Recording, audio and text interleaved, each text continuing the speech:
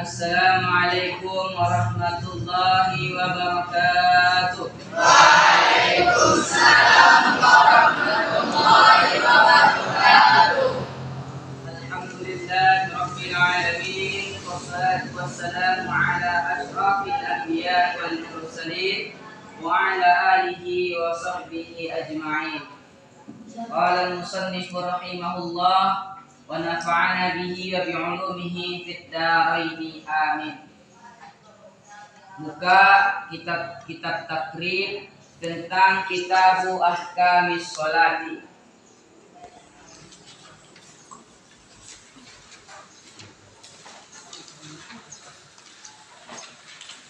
Sudah dibuka semuanya? Bismillahirrahmanirrahim. Kitabu ahkamis sholati. Kitab menerangkan tentang hukum-hukum sholat. Kitab menerangkan tentang hukum-hukum sholat. Ya. Wahia lughatan ad-du'a'u. Wahia lughatan ad-du'a'u. Dan dia secara bahasa ialah doa atau permohonan.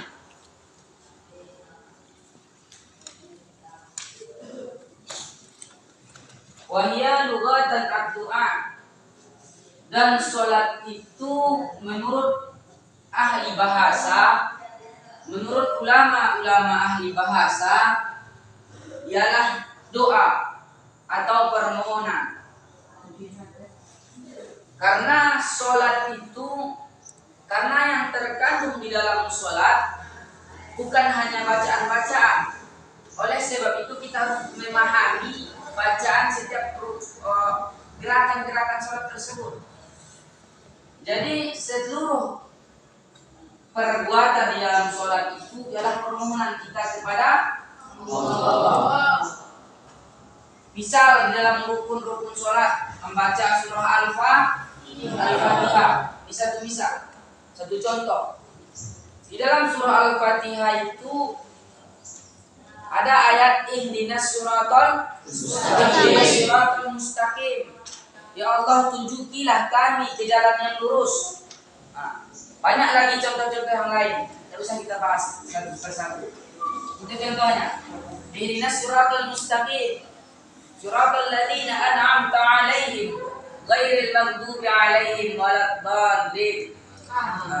Oleh sebab itu, secara bahasa sholat itu ialah doa atau permohonan. Wa syar'an kama qala ar-Rafi'i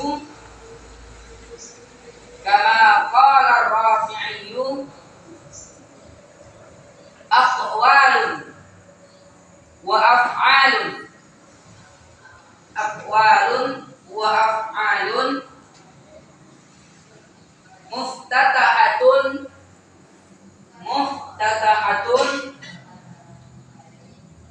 bitakbiri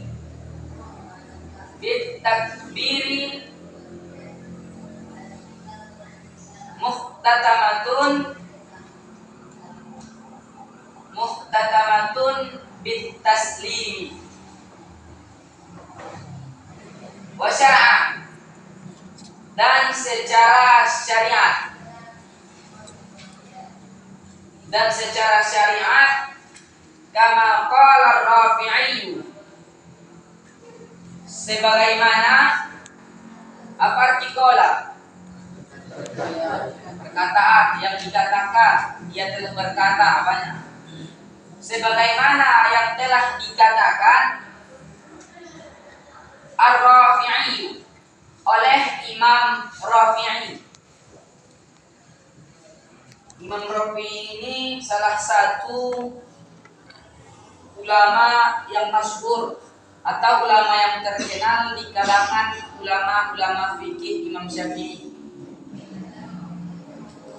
Apa yang dikatakan oleh beliau?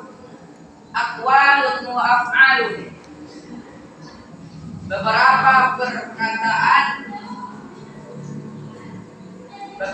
perkataan wa af'alun dan perbuatan. Kenapa diartikan dengan beberapa? Karena ia ialah jamak taksir. Karena dia jamak taksir. Jadi aqwalun beberapa perkataan dan beberapa perbuatan. Muftatahatun, apa asal kata muftatahatun? Fataha. Jadi muftatahatun yang dimulai dengan takbir, bitakbir, yang dimulai dengan takbir. Muhtatamatun bitaslim, dan yang diakhiri dengan salam. Apa asal kata muhtatamatun? Khotama, muhtatamatun yang diakhiri dengan salam. Nah, itu secara syariat menurut Imam Rafi'i. Ialah beberapa perkataan yang disusun dari beberapa perkataan, perbuatan yang dimulai dengan takbir dan diakhiri dengan salam. Takbir di dalam sholat itu banyak macam-macamnya. Ada yang Allahu Akbar, ada Allahu Akbar, banyak macam-macamnya. Oleh sebab itu, yang di sholat itu yang dimulai dengan takbir dan diakhiri dengan salam. Jadi setelah sholat selesai, rukun yang terakhir, Assalamualaikum warahmatullahi, ke kanan. Assalamualaikum warahmatullahi kiri. Jadi salam itu kan wajib dibalas. Tapi ada beberapa salam yang tak boleh dijawab, yang tak boleh dibalas.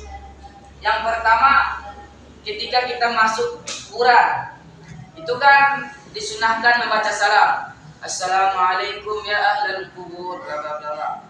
Kalau sampai ada yang jawab, habis kita. Waalaikumsalam. Kata dari dalam tanah. Habis kita lari semua ya nanti. Dan yang kedua, itulah salam ketika sholat. Ketika salam, Assalamualaikum warahmatullahi. Assalamualaikum warahmatullahi. Datang setan, kawan-kawan yang nakal. Waalaikumsalam. Batal soal kita nanti. Kita jadi.